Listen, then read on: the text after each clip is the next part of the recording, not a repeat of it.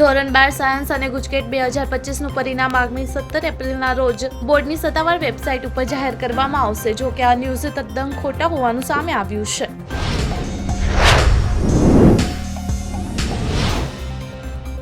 MS યુનિવર્સિટીમાં અભ્યાસ કરતા વિદ્યાર્થી આપઘાત કરતા ચકચાર મચી ગઈ છે. સમગ્ર મામલાની જાણ થતાં પોલીસનો કાફલો ઘટના સ્થળે પહોંચ્યો હતો.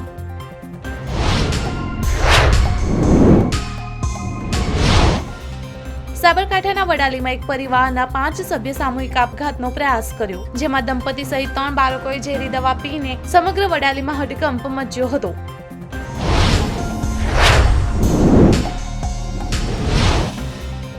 ગુજરાતના પાટણમાંથી એક ચોંકાવનારા સમાચાર સામે આવ્યા છે, જેમાં સરસ્વતી મોરપા ગામે તળાવમાં નહાવા પડેલા 2 બાળકોના મૃત્યુ થયા છે.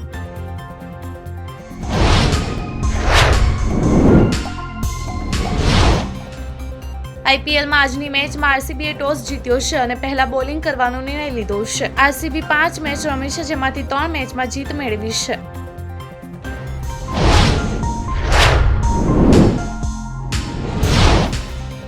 સોનુ કક્કડે તાજેતરમાં જ તેના નાના ભાઈ ટોની કક્કર અને નેહા કક્કર સાથેના તમામ સંબંધો તોડી નાખ્યા છે. સોશિયલ મીડિયા પોસ્ટ દ્વારા આ માહિતી આપી હતી.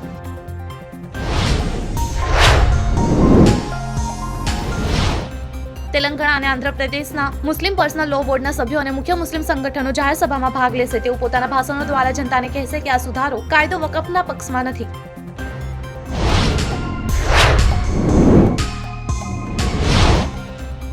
જયપુરના મનોહરપુર દોસા નેશનલ હાઈવે પર કાર અને ટ્રેલર વચ્ચે થયેલી અથડામણમાં એક બાળક અને 2 મહિલાઓ સહિત 5 લોકોના મૃત્યુ થયા છે.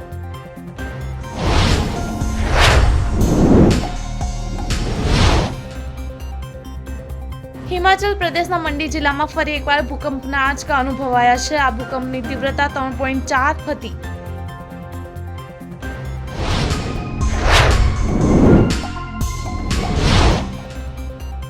હરિયાણાના સોનીપતમાં OP જિંદલ યુનિવર્સિટીનો એક વિડીયો સામે આવ્યો છે, જેમાં સુટકેસનું ચેકિંગ કરતા એક છોકરી મળી આવી હતી.